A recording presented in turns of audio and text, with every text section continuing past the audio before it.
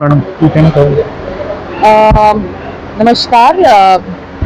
मैं इस health camp में आके मुझे काफ़ी अच्छा लगा कि यहाँ पे करीब 350 से 400 महिलाएं की उपस्थिति हुई है।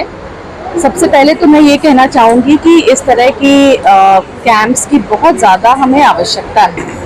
आज के दिन में मैं सबसे पहले तो मैं ये कहूँगी कि जो प्रिवेंटिंग द प्रिवेंटेबल हम कहते हैं, अगर हम इसको अंग्रेजी में बोले, उसका मतलब ये है कि जो चीज़ को हम जिस चीज़ का हम बचाव कर सकते हैं, जिन महिला की जो प्रॉब्लम्स हैं जिनका बचाव हमें कर सकते हैं, उसका हमें बचाव करना चाहिए।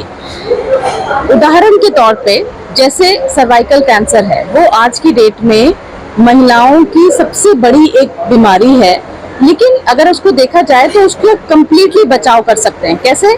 उसको एक एचपीवी वैक्सीनेशन है, उसको अगर लगाया जाए तो उसको पूरी तरीके से बीमारी का बचाव हो सकता है।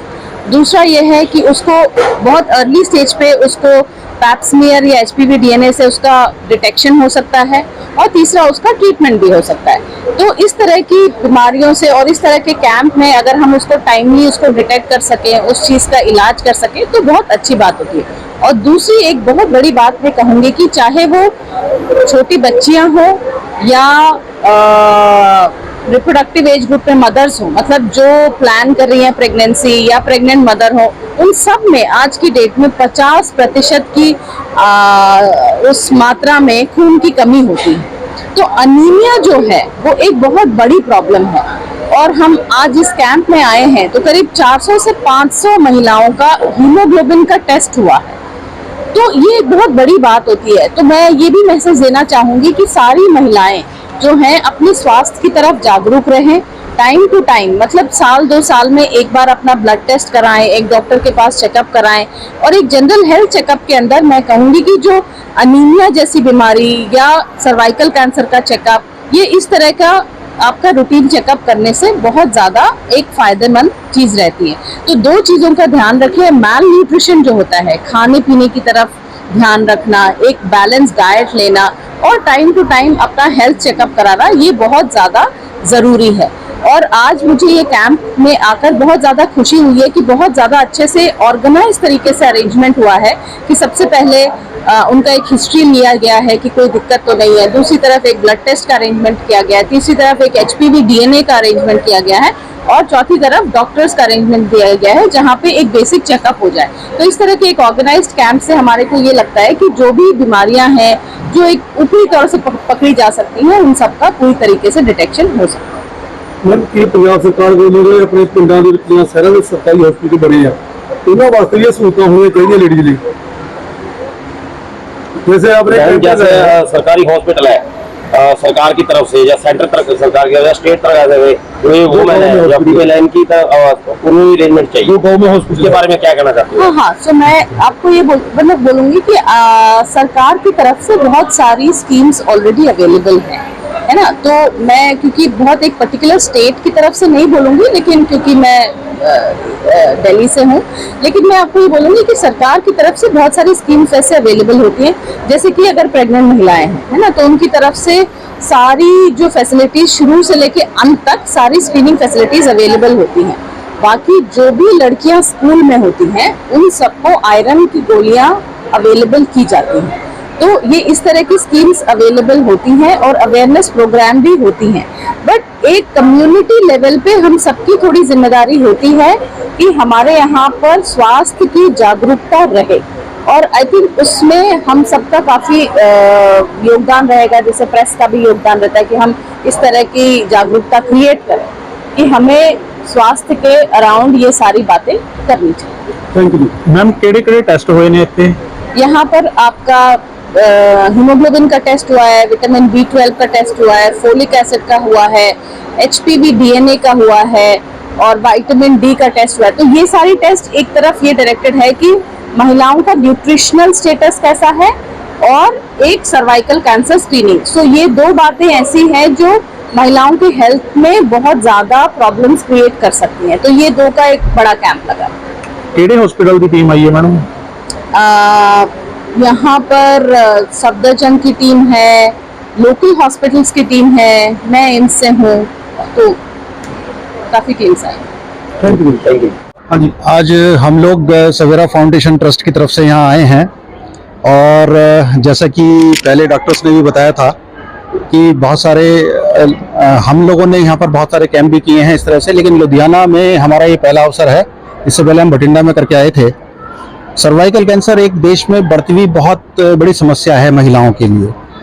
इसमें महिलाएं जागरूक नहीं होती है, जिस कारण से बहुत मुश्किलात पेश आती हैं और एक समय के बाद में सर्वाइकल कैंसर इतना लाइलाज बीमारी की तरह से हो जाता है।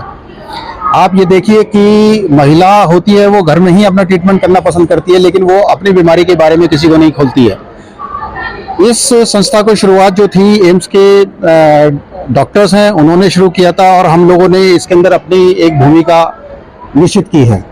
सवेरा फाउंडेशन के अंदर पूरे देश के अंदर हम अलग अलग राज्यों के अंदर गए हैं, जिसमें सर्वाइकल कैंसर से लोगों को अवेयर कराया है और ये बताया है कि सर्वाइकल कैंसर कोई ऐसा वो नहीं है, रोग नहीं है जिसका निदान नहीं हो सकता। हाँ, अगर इसका इलाज ना कराया जाए तो निश्चित रूप से व्यक्ति की मृत्यु निश्चित होती है, लेकिन अगर इसका पता लग जाता है तो इसका इलाज हो जाएगा और आदमी बिल्कुल ठीक हो जाएगा।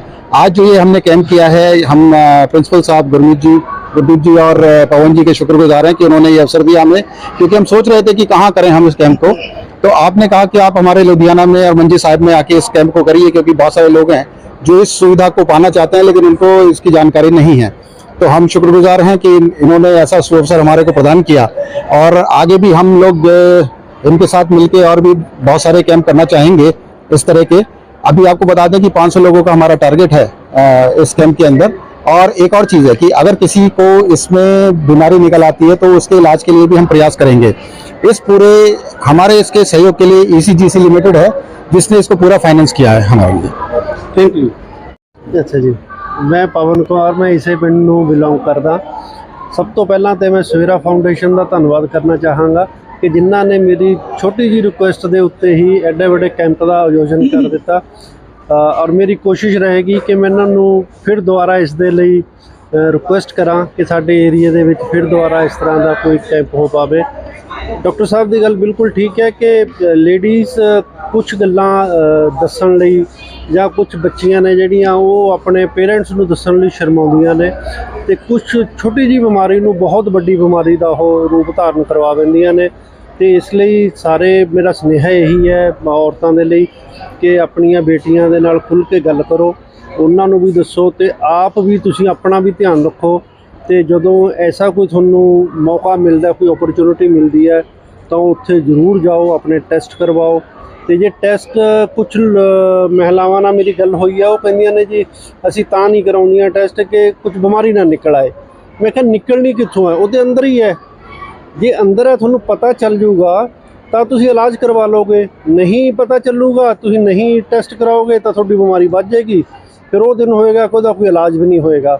ਇਸ ਲਈ ਇਹ ਮਿੱਥ ਹੈ ਜਿਹੜੀ ਕਿ ਸਾਨੂੰ ਟੈਸਟ ਦੇ ਨਾਲ ਬਿਮਾਰੀ ਨਾ ਪਤਾ ਚੱਲ ਜਾਈਏ, ਇਹ ਸਾਰਾ ਖਤਮ ਹੋ ਜਾਣਾ ਚਾਹੀਦਾ ਸਮਾਜ ਦੇ ਵਿੱਚੋਂ। ਅਤੇ ਮੈਂ ਤਾਂ ਕਹਿੰਦਾ ਕਿ ਮਹਿਲਾਵਾਂ ਨੂੰ ਛੱਡੋ, ਸਾਡੇ ਜਿਹੜੇ ਪੁਰਸ਼ ਨੇ ਉਹਨਾਂ ਨੂੰ ਖੁਦ ਅੱਗੇ ਵੱਧ ਕੇ ਘਰ ਦੀਆਂ ਮਹਿਲਾਵਾਂ ਨੂੰ ਉਹਨਾਂ ਦਾ ਧਿਆਨ ਰੱਖਣਾ ਚਾਹੀਦਾ ਅਤੇ ਉਹਨਾਂ ਨੂੰ ਟੈਸਟ ਵਗੈਰਾ ਕਰਾਉਣ ਲਈ ਪ੍ਰੇਰਿਤ ਕਰਨਾ ਚਾਹੀਦਾ। ਧੰਨਵਾਦ। Thank you. ਹਾਂਜੀ ਸਰਪੰਚ ਸਾਹਿਬ, ਕੀ ਕਹਿਣਾ ਚਾਹੋਗੇ ਜੋ ਇਹ ਕੈਂਪ ਲੱਗਾ ਉਹਦੇ ਬਾਰੇ ਕੀ ਕਹਿਣਾ ਚਾਹੁੰਦੇ ਤੁਸੀਂ? ਹਾਂਜੀ, ਪਹਿਲਾਂ ਤਾਂ ਤੁਹਾਡੇ ਚੈਨਲ ਦੇ ਮਾਧਿਅਮ ਰਾਹੀਂ ਮੈਂ ਪੂਰੀ ਕਾਇਨਾਤ, ਪੂਰੇ ਵਿਸ਼ਵ ਦੀ ਸਮੂਹ ਸਾਧ ਸੰਗਤ ਨੂੰ ਪਿਆਰ ਭਰੀ ਸਤਿ ਸ੍ਰੀ ਅਕਾਲ। ਵਾਹਿਗੁਰੂ ਜੀ ਕਾ ਖਾਲਸਾ, ਵਾਹਿਗੁਰੂ ਜੀ ਕੀ ਫਤਿਹ। ਗੁਰਬਾਣੀ ਦਾ ਕਥਨ ਹੈ, ਸੋ ਕਿਉ ਮੰਦਾ ਆਖੀਐ ਜਿਤ ਜੰਮੈ ਰਾਜਾਨ। ਔਰਤ, ਗੁਰੂ ਨਾਨਕ ਪਾਤਸ਼ਾਹ ਨੇ ਔਰਤ ਨੂੰ ਬਹੁਤ ਵੱਡਾ ਰੁਤਬਾ ਦਿੱਤਾ। ਉਹ ਰਾਜਾ ਮਹਾਰਾਜਾ ਨੂੰ ਜਨਮ ਦਿੰਦੀ ਆ। ਸਾਡੀਆਂ ਪਰਿਵਾਰਾਂ ਦੀਆਂ ਜਿਹੜੀਆਂ ਵੀ ਜੋ ਵੀ ਗਤੀਆਂ ਵਿਧੀਆਂ ਨੇ ਉਹ ਔਰਤ ਦੇ ਸਿਰ ਤੇ ਚੱਲਦੀਆਂ ਨੇ। ਇਨਸਾਨ ਤਾਂ ਬਾਹਰ ਜਾ ਕੇ ਕਮਾਉਂਦਾ, ਪਰ ਘਰ ਦੀ ਜਿਹੜੀ ਗ੍ਰਸਤੀ ਆ ਉਹ ਔਰਤ ਦੇ ਨਾਲ ਹੀ ਚੱਲਦੀ ਆ।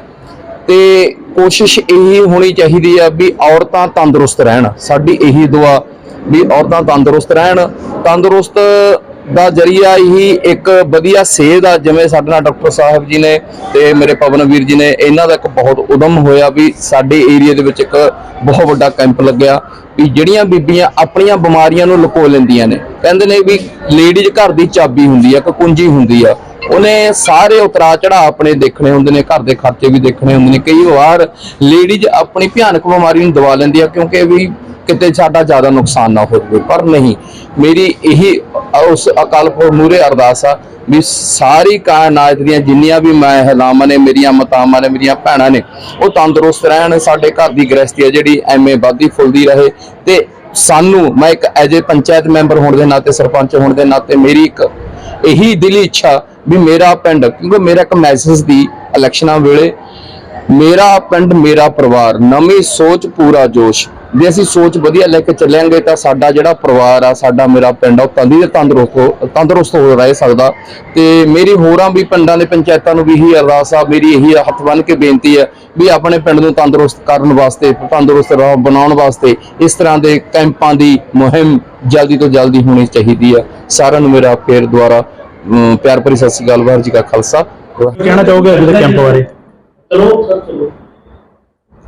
ਅੱਜ ਦਾ ਜਿਹੜਾ ਕੈਂਪ ਲੱਗਿਆ ਜੀ, ਇਹ ਬਹੁਤ ਹੀ ਵੱਡੀ ਮਾਤਰਾ ਦੇ ਵਿੱਚ ਬਹੁਤ ਸਾਰੇ ਪੇਸ਼ੈਂਟਸ ਨੇ ਆ ਕੇ ਚੈੱਕਅਪ ਕਰਵਾਇਆ। ਮੈਂ ਇਸ ਕੈਂਪ ਦੇ ਲਈ ਇੱਥੇ ਡਾਕਟਰ ਪਵਨ ਵਰਮਾ ਜੀ ਦਾ ਧੰਨਵਾਦ ਕਰਦਾ। ਉੱਥੇ ਉਚੇਚੇ ਤੌਰ ਤੇ ਜਿੰਨੀ ਵੀ ਦਿੱਲੀ ਏਮਸ ਤੋਂ ਡਾਕਟਰ ਸਾਹਿਬ ਦੀ ਟੀਮ ਆਈ ਹੈ ਸਾਡੇ ਕੋਲ, CNEC ਤੇ ਨਾਲ ਇਹਨਾਂ ਦੇ ਜਿਹੜਾ ਸਵੇਰਾ ਫਾਊਂਡੇਸ਼ਨ, ਇਹਨਾਂ ਨੇ ਬਹੁਤ ਹੀ ਵੱਡੀ ਮਾਤਰਾ ਦੇ ਵਿੱਚ ਜਿੰਨੇ ਵੀ ਪੇਸ਼ੈਂਟਸ ਆਏ ਨੇ ਉਹਨਾਂ ਦੀ ਚੈੱਕਅਪ ਕਰੀ ਆ। ਸਾਡੇ ਕੋਲ ਇਸ ਵਾਰ ਜਿਹੜਾ ਕੈਂਪ ਸੀਗਾ, ਇਹ ਲੇਡੀਜ਼ ਦੀਆਂ ਪ੍ਰੋਬਲਮ ਦੇ ਰਿਲੇਟਡ ਸੀਗੇ, ਖਾਸ ਕਰਕੇ ਸਰਵਾਈਕਲ ਕੈਂਸਰ ਦੇ। ਇਸ ਦੇ ਨਾਲ ਇਹਨਾਂ ਨੇ ਬਲੱਡ ਟੈਸਟ ਕਰਵਾਏ ਨੇ। ਸੋ ਮੈਂ ਆਪਣੇ ਵੱਲੋਂ ਜਿੱਥੇ ਪਰਮਾਤਮਾ ਦਾ ਸ਼ੁਕਰਾਨਾ ਕਰਦਾ, ਉੱਥੇ ਇਹਨਾਂ ਦੀ ਪੂਰੀ ਟੀਮ ਡਾਕਟਰ ਸਾਹਿਬ ਵੀ ਬੈਠੇ ਨੇ, ਮੇਰੇ ਨਾਲ ਡਾਕਟਰ ਸਾਹਿਬ ਬੈਠੇ ਨੇ ਰਾਜਾ ਸਭਾ ਤੋਂ।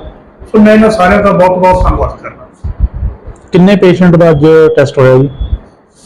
ਹੁਣ ਤੱਕ 450 450 ਦੇ ਕਰੀਬ ਹੋ ਚੁੱਕੇ ਨੇ ਤੇ ਹਲੇ ਸਾਡੇ ਕੋਲ ਸਟਿਲ ਪੈਂਡਿੰਗ ਨੇ।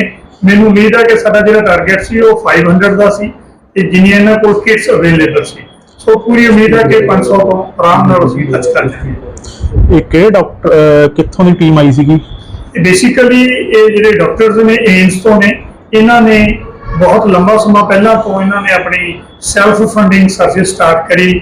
ਡਾਇਰੈਕਟਰ ਸਾਹਿਬ ਨੂੰ ਮਿਲੇ, ਇਹਨਾਂ ਦੀ ਇੱਕ ਟੀਮ ਤਿਆਰ ਹੋਈ, ਸਾਇੰਟਿਸਟ, ਡਾਕਟਰਸ, ਇਹਨਾਂ ਨੇ ਮਿਲ ਕੇ ਕੋਰੋਨਾ ਤੋਂ ਪਹਿਲਾਂ ਤੋਂ ਇਹਨਾਂ ਨੇ ਆਪਣਾ ਇਹ ਕੈਂਪਿੰਗ ਦਾ ਕੰਮ ਸਟਾਰਟ ਕਰਿਆ। ਹੌਲੀ ਹੌਲੀ ਇਹਨਾਂ ਦੇ ਨਾਲ ਫਾਊਂਡੇਸ਼ਨ ਜੁੜਦੀਆਂ ਗਈਆਂ ਤੇ ਬਹੁਤ ਸਾਰੇ ਅਲੱਗ-ਅਲੱਗ ਹਸਪੀਟਲਸ ਤੋਂ ਵੀ ਇਹਨਾਂ ਦੇ ਨਾਲ ਡਾਕਟਰ ਨੇ ਕੋਲੈਬੋਰੇਸ਼ਨ ਕਰਦੇ ਗਏ ਤੇ ਅੱਜ ਇਹਨਾਂ ਦੀ ਇੱਕ ਪ੍ਰੋਪਰ ਵੱਡੀ ਟੀਮ ਆ ਤੇ ਪੰਜਾਬ ਦੇ ਵਿੱਚ ਇਹਨਾਂ ਦਾ ਮੇਰੇ ਹਿਸਾਬ ਨਾਲ ਪਹਿਲਾ ਕੈਂਪ ਆ। ਤੇ ਮੈਨੂੰ ਉਮੀਦ ਹੈ ਕਿ ਜਿੰਨੀਆਂ ਅਸੀਂ ਸੇਵਾਵਾਂ ਨਿਭਾ ਸਕੇ ਹਾਂ ਤੇ ਆਪਣੇ ਇਹ ਮਿਸ਼ਨ ਦੇ ਵਿੱਚ ਕੰਪਲੀਟ ਹੋਣ ਦੇ ਲਈ ਇਹਨਾਂ ਨੂੰ ਜ਼ਰੂਰ ਅਸੀਂ ਸਹਿਯੋਗ ਦੇਣ 'ਚ ਕਾਮਯਾਬ ਹੋਵਾਂਗੇ।